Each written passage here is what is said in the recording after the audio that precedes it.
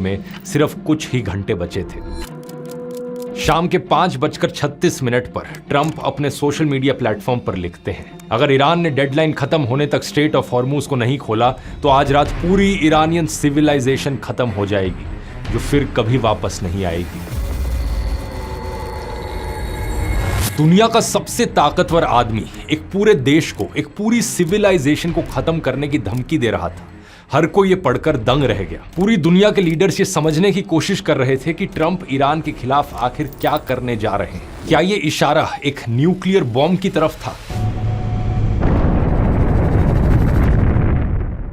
बहुत से लोगों को उस रात सच में लगा था कि अमेरिका ईरान के ऊपर एक न्यूक्लियर बॉम्ब गिरा देगा। सीज फायर होने की कोई संभावना नजर नहीं आ रही थी। लेकिन तभी ट्रंप की डेडलाइन खत्म होने से सिर्फ 90 मिनट पहले अचानक से ईरान और अमेरिका के बीच 2 हफ्ते का सीज फायर हो जाता है। हालांकि इसके बाद अमेरिका और ईरान के बीच हुई पीस टॉक्स फेल हो गई और ट्रंप ने ईरानियन पोर्ट्स का नेवल ब्लॉकेड शुरू कर दिया। लेकिन 17 अप्रैल को एक और ट्विस्ट देखने को मिला। अचानक से ईरान कहता है कि स्ट्रेट ऑफ हॉर्मूज को सभी कमर्शियल वेसल्स के लिए खोल दिया गया है और अगले ही दिन ईरान यू टर्न ले लेता है और कहता है कि स्ट्रेट ऑफ हॉर्मूज अब बंद है। इसके थ्रू पास कर रही कार्गो शिप्स पर फायरिंग भी करी जाती है। आइए समझने की कोशिश करते हैं इस अजीबोगरीब वॉर में आखिर चल क्या रहा है। नमस्कार दोस्तों, दुनिया बड़ी तेजी से बदल रही है। आज न्यूक्लियर वॉर की धमकी, कल सीज फायर और परसों ब्लॉकेड। जो लोग इस बदलती दुनिया के साथ अपडेट नहीं रहेंगे वो पीछे रह जाएंगे। और आज सबसे बड़ा टूल जो आपको आगे रख सकता है वो है एआई। एआई से आज लोग घंटों की रिसर्च मिनटों में कर रहे हैं। बिना एक लाइन का कोड लिखे पूरी की पूरी वेबसाइट बना रहे हैं। Professional presentations, content, data analytics सब कुछ एआई से हो रहा है। लेकिन प्रॉब्लम यह है कि ज्यादातर लोग अभी भी एआई को सिर्फ चैट जीपीटी तक सीमित समझते हैं। इसलिए मैंने बनाई है एआई मास्टर क्लास, 3 घंटे की लाइव वर्कशॉप जो होने जा रही है 26 अप्रैल को, इस संडे। इसमें मैं आपको हैंड्स ऑन 30 से भी ज्यादा एआई टूल सिखाऊंगा जिससे आप वो सब कर पाओगे जो अभी मैंने बताया। 1 लाख से ज्यादा लोग इस वर्कशॉप को ले चुके हैं और अगर आप भी उनमें से थे जिन्होंने पिछले साल ली थी तो अब टाइम आ गया है अपडेट करने का, क्योंकि अब 26 अप्रैल को होगी एआई मास्टर क्लास 3.0। लेकिन कॉस्ट अभी भी उतनी ही है, सिर्फ 2 मूवी टिकटों जितनी। तो जल्दी से जाकर ज्वाइन कर सकते हो, लिंक नीचे डिस्क्रिप्शन में मिल जाएगा या फिर आप इस QR कोड को भी स्कैन कर सकते हो। ईरान वॉर पर आए तो 28 फरवरी से लेकर अब तक 50 दिन से ज्यादा लंबी इस चली वॉर में 4000 से ज्यादा लोग मारे जा चुके हैं। ईरान में 2000 से ज्यादा, लेबनान में 2100 से ज्यादा, इजराइल में 26 और 13 अमेरिकन सोल्जर्स भी मारे जा चुके हैं। ये नंबर मेरे लिए बोलते वक्त और आपके लिए सुनते वक्त सिर्फ एक डेटा पॉइंट लगता है, लेकिन असलियत में सोचकर देखो दोस्तों, 7000 से ज्यादा परिवारों की जिंदगियां हमेशा के लिए तबाह हो गई। लाखों लोगों को अपने घर छोड़ने पड़े हैं और सवाल ये कि किसके लिए, क्या मिला इस सब से।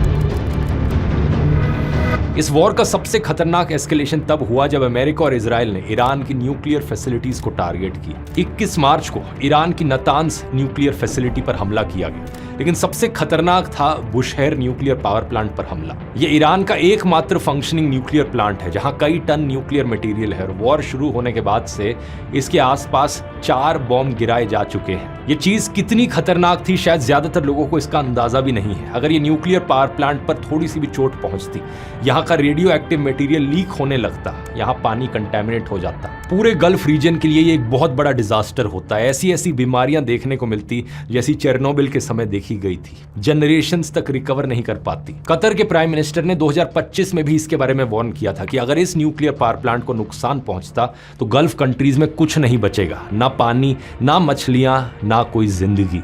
If that were blown up and nuclear material wound up in the water, since it's right on the water, what would happen to the water? This will be basically entirely contaminated. No water, no fish, no, nothing. इस पूरे nuclear drama के बीच जो actual turning point था वो 3 अप्रैल को देखने को मिला और इसने ट्रंप के हर एक दावे को झूठा साबित कर दिया। ट्रंप लगातार दावा कर रहे थे कि अमेरिका को ईरान के आसमान में टोटल एयर डोमिनेंस है। We won, okay? They are militarily defeated. कि ईरान हार चुका है, कि वॉर ऑलमोस्ट खत्म हो चुकी है। लेकिन 3 अप्रैल को ईरान ने अमेरिका का एक F-15E strike eagle fighter jet गिरा दिया।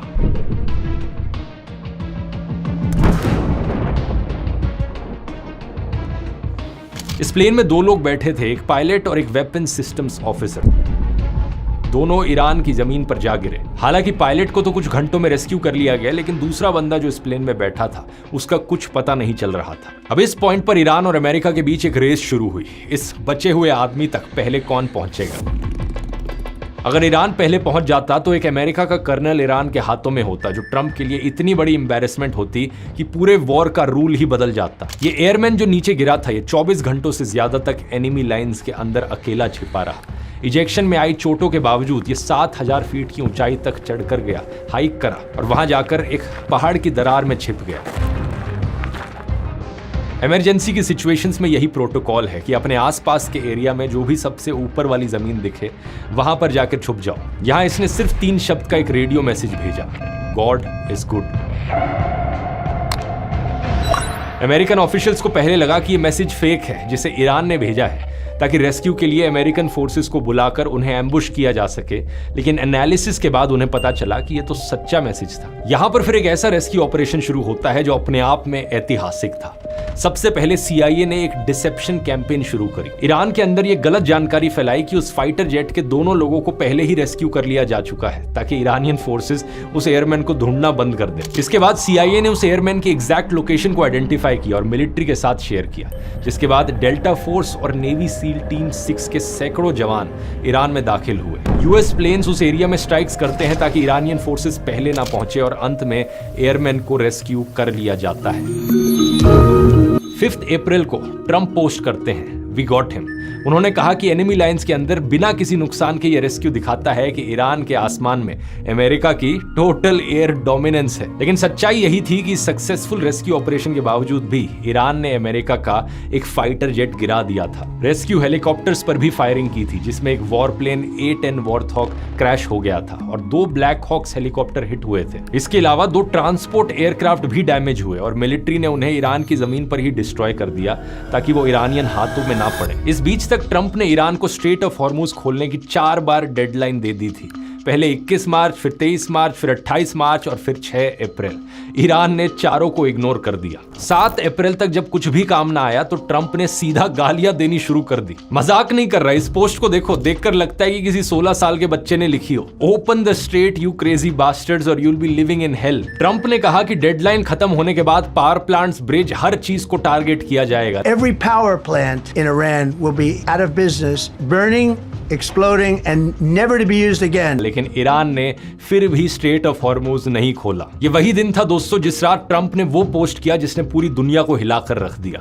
Today a whole civilization will end, one that will never come back. I don't want this to happen, but perhaps this is how it will be. Trump ने ये तक कहा कि ये war crime नहीं होगा क्योंकि ईरानियंस एनिमल्स हैं। They're animals and we have to stop them and we can't let them have a nuclear weapon. पूरे देश के लोगों को ही डिह्यूमनाइज कर दिया, जानवर कह दिया। एमनेस्टी इंटरनेशनल का कहना था कि ये जेनोसाइड की धमकी के बराबर है। लीगल एक्सपर्ट्स ने कहा सिविलियन इंफ्रास्ट्रक्चर को जानबूझकर टारगेट करना इंटरनेशनल लॉ के तहत वॉर क्राइम है। UN Secretary General Antonio Guterres warned the US that attacking civilian infrastructure is banned under international law. Trump की डेडलाइन में कुछ ही घंटे बचे थे। मिडिल ईस्ट में कई देशों की एम्बेसीज ने अपने सिटीजन्स को सेफ हार्बर लेने के लिए वार्निंग इशू कर दी थी।